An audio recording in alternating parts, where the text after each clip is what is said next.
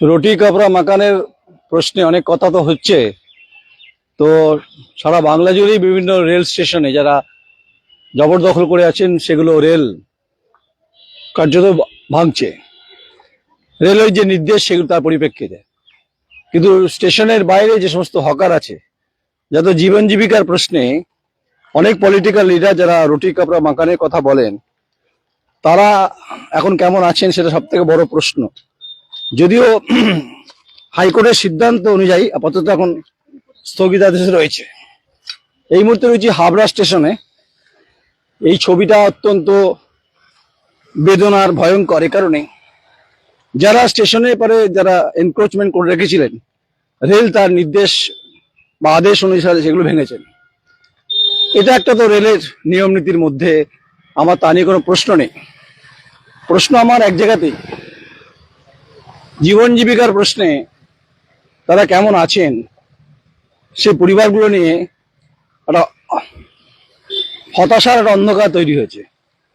এখানে বিভিন্ন political party আছেন, আপনি আগে চলে যান।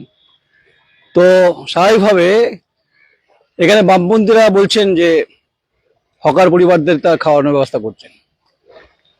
তো খুব ডেঞ্জার জন্য দাঁড়িয়ে আছি 1 নম্বর প্ল্যাটফর্মের এই লাইনের মধ্যে দিয়ে। আমার চিত্র সাংবাদিক ছবি এদিকে দেখাতে বলছি।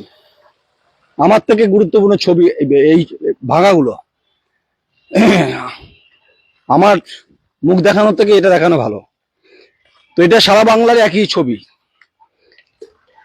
প্রশ্ন অনেকে করছেন যে নির্বাচনের ঘোষণার পর, মানে নির্বাচিত ঘোষণা হওয়ার পর 1 মাস ক্রস করেছে, 1.5 মাসের মাথায় এরকম একটা সিদ্ধান্ত রেল নিয়েছে, তা নিয়ে প্রশ্ন তুলছেন প্রত্যেকটি সমাজ জীবনের সঙ্গে যুক্ত থাকা মানুষ থেকে শুরু করে সবাই। এগুলো একসময় পেরোতে পারতেন না, একটা সমস্যা ছিল, এটা বাস্তব সত্য। কিন্তু এই যে ব্যাপারগুলো, যে নির্দেশিকার বিষয়গুলো সমস্ত স্টেশনগুলোতে একই ছবি দেখছি। বামপন্থীরা রাস্তায় নেমে লড়াই করছেন, রেল তাদের বক্তব্য রাখছেন, এবং যারা ভিটে মাটি উচ্ছেদ হলেন তারা কেমন আছেন সেটা তো বড় প্রশ্ন। কারণ এরা নির্বাচনে ভোট দিয়েছেন, এটা বাস্তব সত্য, এবং নির্বাচনে এরাও পার্টিসিপেট করেছেন। এরা এবারেও এই সরকারকে আনার ক্ষেত্রে, জ্যোতিপ্রিয় মল্লিককে হারানোর ক্ষেত্রে এই দোকানদাররাও কিন্তু ভোট দিয়েছেন। আসলে ভোটটা বড় বালাই, জানেন তো। গুরুত্বপূর্ণ হচ্ছে তাকতে বসে যাওয়াটা। তো যখন নির্বাচনের জেতার পরে তাকতে বললেন, সিংহাসনে বসে গেলেন, এই হকারদের ভোটও কিন্তু জিতেছেন আপনারা। এটা অস্বীকার করার কোনো উপায় নেই শাসক দলের। তাই দলমত নির্বিশেষে আমি বলছি যে সত্তায় যারাই আসেন তারাই রুটি সেকতে চান, কখনো গরম হিটারে হোক, কখনো উনুনে হোক। কিন্তু মোটামুটি যে প্রাকৃতিক যে বিপর্যয় 3 দিন ধরে চলবে, এই দোকানগুলো কারো বিভিন্ন ফার্নিচার, কারো হচ্ছে মোবাইল, জুতোর দোকান, একদম তছনছ কাণ্ড কারখানা। আগেই বলেছি যে আমরা সরকারের বিপক্ষে নই। কেন্দ্রীয় সরকার রেল সিদ্ধান্ত নিয়েছে, ঠিক আছে, কিন্তু পাশাপাশি শ্রমজীবী মেহনতি মানুষ যারা খেটে খাওয়া প্রান্তিক স্তরে, তাদের জীবনটা কিভাবে কাটবে। কারণ নির্বাচন আসে, নির্বাচন যায়, আর ক্ষমতা আসে, ক্ষমতা চলে যায়। তাই 5 বছর অন্তর অন্তর রিপ্লেসমেন্ট হয়। তাহলে এর পরে যখন নির্বাচন হবে, নিশ্চয়ই এদের কাছে ভোট চাইবেন, তখন এদের মধ্যে স্থবিরতা আসবে, অনেকে হারিয়ে যাবেন, অতল জলে হারিয়ে যাবেন। একটা সংসারকে গড়ে তুলতে গেলে যে সমস্যা অর্থনৈতিকভাবে, এবং এই দোকানকে কেন্দ্র করে, আমি সহানুভূতির জায়গাতেই বলছি, একটা দোকানকে কেন্দ্র করে একটা পরিবার চলে। সেই পরিবারের শিক্ষা আছে, পরিবারে অন্ন আছে, পরিবারের স্বাস্থ্য, সবকিছু কিন্তু এই দোকান থেকে আয় হয়। এর আগে তৃণমূল কংগ্রেস ছিলেন 15 বছর, উচ্ছেদের সে অর্থ নামগন্ধ ছিল না। তার আগে বামফ্রন্ট ছিলেন 34 বছর, তখনও সেরকম ভাবে রেল বিভিন্ন সময় কথা বলেছেন, কিন্তু পারেননি করতে। তা আমি বলছি, রেলের যে নির্দেশটা নিয়ে আমার কোনো কথা বলার জায়গা নেই, আমি বলবো না। কারণ আমরা মনে করি যেটা সরকারের সম্পত্তি যেমন উদ্ধার হবে, কিন্তু পাশাপাশি পুনর্বাসন বিষয়টা খুব গুরুত্বপূর্ণ। এরা কোথায় যাবে, কি করবে, কি খাবে, হয়তো বলবেন রেলে কি দায় আছে? ওই যে আবার বললাম যে ভোটটা হয়ে গেছে না, এরা তো প্রত্যেকে ভোট দিয়েছেন, এরা মোটামুটি এনলিস্টেড ভোটার, আধার কার্ডও আছে, তারা ভোট দিলেন, জেতালেন। এখানকার বিধায়ককে তারা প্রশ্ন করবেন, তো বিধায়ককে প্রশ্ন করলে উত্তর কি পাওয়া যাবে? নিশ্চয়ই পাওয়া যাবে না। এইসব ভাঙা দরজা সমস্ত যা দেখছি, মন তো অত্যন্ত খারাপ হচ্ছে, বাস্তব সত্য। তো আপনার কি বলার আছে? আপনার কোথায় বাড়ি? আপনার কোথায় বাড়ি? তো অনেকের উৎসাহ আছে, অনেকের উদ্দীপনা আছে, অনেকের উৎকণ্ঠা আছে। নিশ্চয়ই কোনো চলচ্চিত্রের অভিনয় করছি না আমরা এখানে, ঠিক আছে? আপনার কিছু বলার আছে? আপনি অনেকক্ষণ ধরে দেখছেন, বলুন আপনি কি বলবেন? হ্যাঁ, তাহলে আপনি ট্রেন ধরুন আপনি, কারণ অনেকক্ষণ ধরে আপনি আমাকে বলছেন, কিছু বলতে চাইছেন, আপনি কিছু বলবেন, ওনাকে নিয়ে যান। এই চলচ্চিত্রের নাটকের একটা ভয়ঙ্কর উৎসাহ অনেকে এটাকে ছবিবন্দি, ফ্রেম বন্দি করে রাখছেন।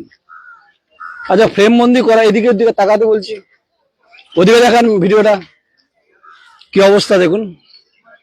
তাহলে আমি কিন্তু সহমর্মিতার কোনো ছবির কথা বলছি না, বা আমি ভাববেন না আমি কোনো সরকারের বিরুদ্ধে কোনো কথা বলছি। আমি বলছি যে প্রশ্নটা জীবন জীবিকার প্রশ্ন।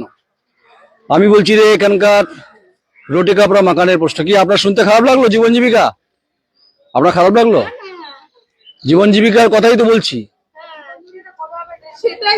এটা শুভেন্দু অধিকারী জিজ্ঞেস করুন, মুখ্যমন্ত্রীকে, যাকে ভোট দিয়েছিলেন তাকে জিজ্ঞেস করুন। আপনি জিজ্ঞেস করুন, এখানকার এমএলএ কে জিজ্ঞেস করুন, বিজেপির এমএলএ কে জিজ্ঞেস করুন।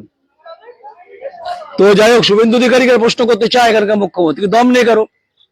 আর এখানকার বিধায়ককে প্রশ্ন করুন, বিজেপি, তাকে প্রশ্ন করুন, আমায় প্রশ্ন করবেন না। আমি তো ভাঙিনি, ভেঙেছে সরকার, ভেঙেছে রেল।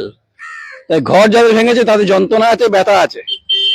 তাই যারা উৎসাহ নিয়ে কথাবার্তা বলছেন, আবার বলছে তারা ভোট দিয়েছেন। এখন আপনি হয়তো বলবেন, অনেকে হয়তো বলবো আপনি রিয়াকশন দিচ্ছেন না, অনেকে মজা নিচ্ছেন ব্যাপারটাতে। যার ঘর পড়ে না, সে বোঝে তার যন্ত্রণা কি হতে পারে। আর কিছু মানুষের উৎসাহ তাকে ছবি তোলা। আমি আপনাকে বলিনি ম্যাডাম, আমি বলছি যে একটা অত্যন্ত दर्दनाक घटना। तो इतने साल आजादी के बाद जो जहाँ पर रोटी कपड़ा मकान की जहाँ पर बात होता है, हक की बात होता है, तो पता नहीं सब तब बाधा कब कहाँ रह जाते। এখানে বাঙালি অবাঙালি একটা মিলন ক্ষেত্র ছিল। তাই মধ্যমগ্রাম, বারাসাত সর্বত্রই দেখছি। তাই হকার উচ্ছেদ এবং এনক্রোচমেন্ট নিয়ে যে কথা হচ্ছে, এটা আমি এর কোনো বিরূপ মন্তব্য করব না, আগেই বলেছি আমি। যেহেতু হাইকোর্ট স্থগিতাদেশ দিয়েছে, তার পরিপ্রেক্ষিতে এখানে আছে। আপনি কিছু বলবেন? আপনার একেবারে কিন্তু বলতে পারছি না, এই বলুন না, আপনার ভয়টা কিসের আছে? যে কোনো মানুষের একটুখানি মেন কথা হচ্ছে এটাই যে সবাইকে একটু সময় দেওয়া দরকার ছিল। যেহেতু ওরা এত বছর ধরে বসবাস করছে, সবার গরিব মানুষের পেটে এইভাবে লাথি মারা ঠিক হয়নি, তার জন্য একটুখানি সময় দেওয়া দরকার ছিল। তার জন্য অন্তত 1 মাস, এটা আমি পার্সোনাল ওপিনিয়ন। আমি শুরুতেই বলেছি যে 1 মাস 15 দিনের মাথায় সরকার সিদ্ধান্ত নিয়েছে, কেন্দ্র নিয়েছে, বলেনি? তাহলে তার আগে 15 বছর তৃণমূল কংগ্রেস, তার আগে 34 বছর, তখন তোলা হয়নি, এখন তোলা হচ্ছে কেন? তাহলে সময়টা, আমি বলছি সময়টা দেওয়া দরকার ছিল। দেশের পরিস্থিতিকালে যে ভালো করার জন্য ঠিক আছে, বিজেপি পার্টি এসছে, সবাই সমর্থন করে, সবাই ঠিক আছে, কিন্তু তার জন্য যারা রেলে এত বছর ধরে ব্যবসা করেছে তাদেরকে, পরিবার চলে, সংসার চলে, শিক্ষা, তার জন্য সেজন্যই আমি চাইছি যে তাদেরকে একটুখানি সময় দেওয়া দরকার ছিল। এইভাবে হুটপাট করে ডিসিশন নিয়ে ফটফট করে ভেঙে দেওয়া, 2 মাস 3 মাস টাইম দিত, তারপরে তাদেরকে যদি না শুনতো তারপরে ভেঙে দিত, সেটা মানানো ছিল। ইমেলের নাম কি? এইখানকার এমএলএ মানে আমাদের তৎকালীন হচ্ছে, এখন তৎকালীন ছেড়ে দিলাম, ওনার নাম হচ্ছে যাই হোক, বিজেপি নাম মনে পড়ছে, যাই হোক। তাকে যে গেছিলেন? না আমি যাইনি, আমি যাও তো বাইরে কাজ। আপনারা গেছিলেন? না আমি যাইনি, আমাদের কোনো প্রোটেস্ট নেই। আমরা চাইছিলাম কি, যারা এখানে বিগত একটু সময় দেওয়া দরকার ছিল, এটাই আমাদের কথা। এছাড়া বলুন। যারা এখানে বিগত ধরুন 30-35 বছর ধরে আমি এখানে যাতায়াত করি, যেহেতু আমি কাজ সূত্রে এখানেই থাকি, তা আমি ভাবছিলাম কি, যারা এখানে মানে যেরকম আমরা দেখে আসছি অন্যান্য সময়ের ভিতর, সেখানে আমরা এই যে 3-4 দিন এটা তীব্র প্রতিবাদ করছে, তাই তো? ওই যে বললাম যে ভোটটা খুব গুরুত্বপূর্ণ, ভোট হয়ে গেছে, সত্তায় বসে গেছে। এখন আর হচ্ছে জনগণের ব্যাপারটা সরকার কিভাবে নেবে সেটা সরকারের বিষয়। এই যে যেভাবে ডিজাস্টার বলবো না, এটাকে তো ভাঙা হয়েছে। আবার বলছি, ভাঙার পক্ষে বিপক্ষে কোনো আমার মত নেই, বা হকার উচ্ছেদ নিয়ে আমার কোনো কমেন্টস নেই, বা আমি কোনো সংবাদ করতে পারি না। কিন্তু আমি বলছি যে একটা সময়ের জন্য যদি থাকতো, সে সময়টা যদি 3 মাস 4 মাস যা দাবি করছেন এখানকার মানুষ, তাই যে যেন মনে হচ্ছে কোনো ধ্বংসস্তূপের মধ্যে দিয়ে আমি হাঁটছি। এই ধ্বংসস্তূপ অবশ্যই আমি বলছি না যে উপত্যকার এক ধ্বংসস্তূপ, যা নবারুণ ভট্টাচার্য কবিতার কথা আমি বলছি না।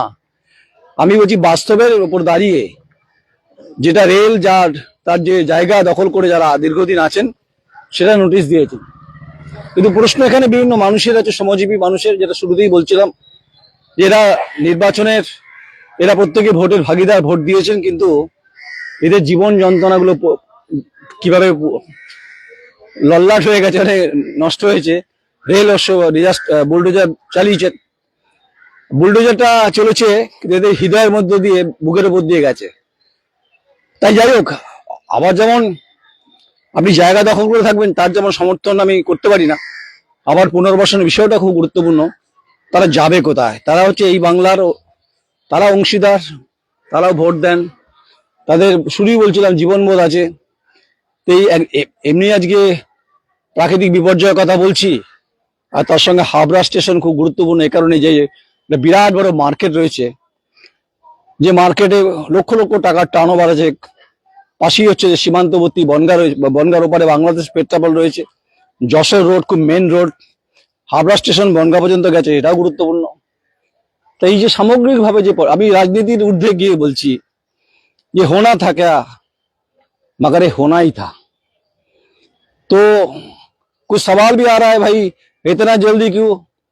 भाई जल्दी सरकार की बात है, हम तो सरकार के कोई प्रतिनिधि नहीं है, ना सरकार के पक्ष में विपक्ष में हम बात करेंगे। আমার কাছে সামগ্রিক বিষয়টাকে আমি আমার দৃষ্টিভঙ্গির মধ্য দিয়ে আমি আমার কথাবার্তাগুলো বলার চেষ্টা করছি, যেটাতে মানুষের কর্ণকুহরে পৌঁছবে এবং মানুষ সেগুলো পৌঁছানো শুনছেন তারা। তাই যাদের গেছে তারা তাদের যন্ত্রণাটা ফেস করছেন, এটা বাস্তব সত্য। এখানে অনেক ঘটনার বিভিন্নভাবে সাক্ষী রয়েছে। শুধু হাবড়ার এই ছবি যদি এটা হয়, আগামী দিনে মধ্যমগ্রাম হবে, বারাসাত হবে, এবং বারাসাত হয়েও গেছে, এবং সর্বত্রই হচ্ছে রে এই ছবি। বর্ধমান স্টেশনও হয়েছে। যত দিন যাবে তত এরকম কিছু হাহাকারের কিছু শব্দ শোনা যাবে। এগুলো হচ্ছে একসময় অফিস টফিস ছিল, এগুলো এখন রেল, এগুলো ভেঙেছে। নোটিশ কিভাবে দিয়েছে সে নোটিশের ব্যাপার আমি বলতে পারবো না, কিন্তু এদের যন্ত্রণার পক্ষে বিপক্ষে শুরুতেই বলছি মত আছে। এই মতটা আমার মতের সঙ্গে আপনাদের মত নাও মিলতে পারে। তাই আমি একজন সংবেদনশীল সাংবাদিক, আমি মানবিকভাবে আমারও কিছু কথা বলা যেতে পারে, কিন্তু দেশের সিস্টেমের বিরুদ্ধে আমি যেতে পারি না। আমি বলছি হাবড়া স্টেশন দেখানোর জন্য, এটা হাবড়া স্টেশন খুব গুরুত্বপূর্ণ। সেই গুরুত্বপূর্ণ এটাকে বলবো যে স্মৃতিসৌধ নাকি ধ্বংসস্তূপ বলবো, এটা সরকার করেছে, রেল করেছে। এখানে ব্যবসা বাণিজ্য জীবন বোধ এখানে নষ্ট হয়েছে বিভিন্নভাবে। তারা কিভাবে দিন কাটাবে সেটা সে পরিবারগুলো বলতে পারবেন, তারা খুব কষ্টে আছেন। তাই রাজনীতির ঊর্ধ্বে গিয়ে বলছি যে এ होना ही था मगर इतना जल्दी होगा किसी को पता नहीं था। নমস্কার, আমি নয়ন রায়, হাবড়া স্টেশন, জেলা উত্তর চব্বিশ পরগনা। নমস্কার।